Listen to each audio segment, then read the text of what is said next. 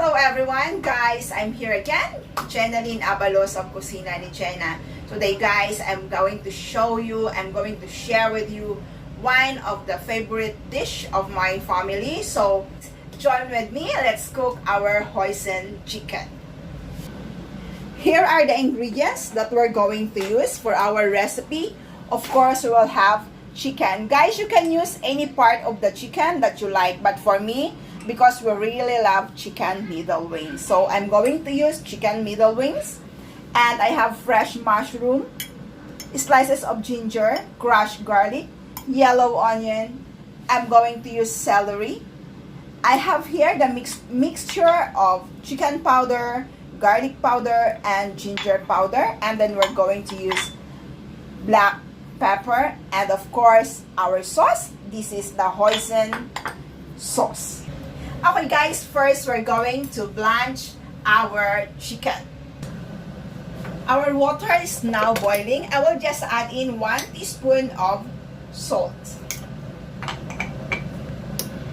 Since it's now boiling, we're going to add in our chicken.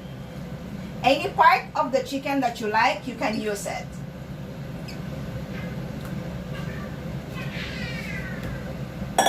We're going to blanch it at least 2 minutes. Let's drain our chicken.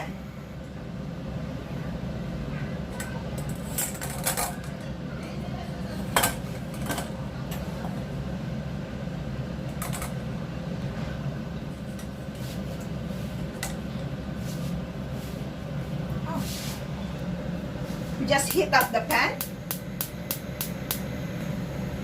Okay? We just heat it up. Add in our ginger and garlic, also our yellow onion.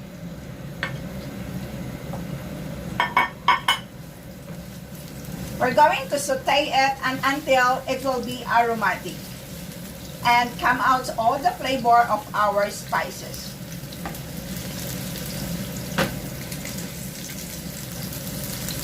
Our spices are now ready, so we will add in our mushroom.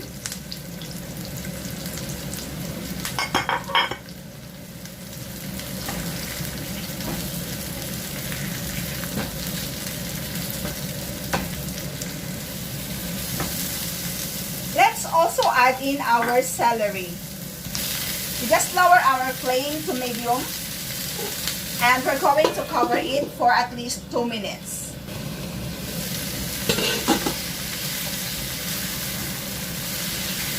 It smells so good. Now it's time to add in our chicken.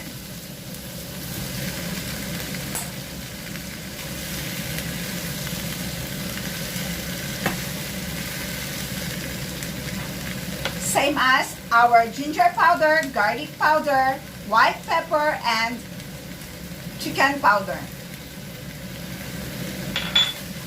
We'll also add in our black pepper.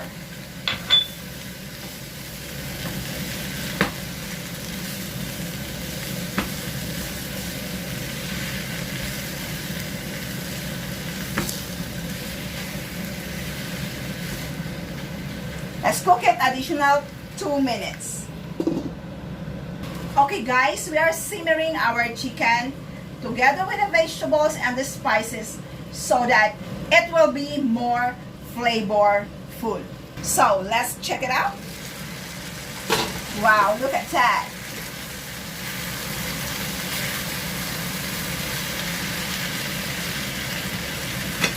We didn't add in our hoisin together with for simmering is because our hoisin will easily to get burned. We doesn't like a burnt taste in our hoisin chicken.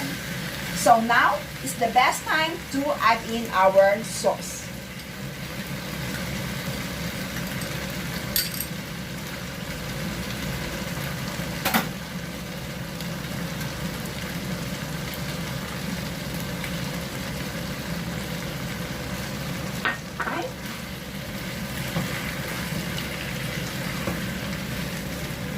Everything are almost cooked. Simmer it for additional 2 minutes.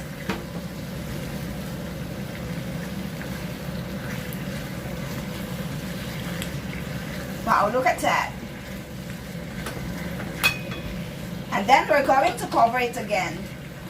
Simmer it for additional 2 minutes so that the taste of hoisin sauce will absorb the chicken. Okay guys, let's check it out. Wow. Let's have a try. If we need to add in additional sauce or any seasonings in it.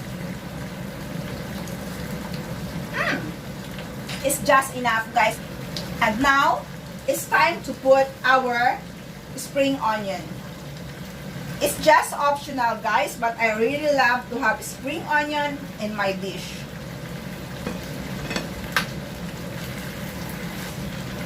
I am going to higher the flame to reduce the gravy of our dish.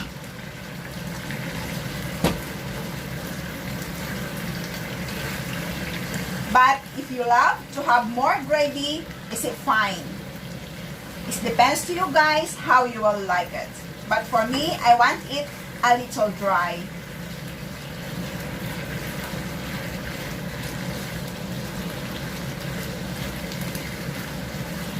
Okay, it's ready. Okay guys, our chicken with hoisin sauce is now ready to serve. For sure, your kids, your family will love it. Wow, look at that.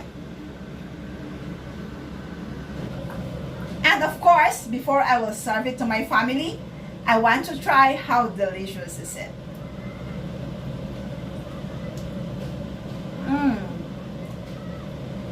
It's so tasty, guys, and look at that. It's so juicy. It's so yummy. It's very good to have with our pasta or our steamed rice. What are you waiting for? Try it for your family. Thank you for watching. God bless everyone. Once again, Jenaline Abalos of Kusina ni Jenna, wholeheartedly sharing my recipe with you.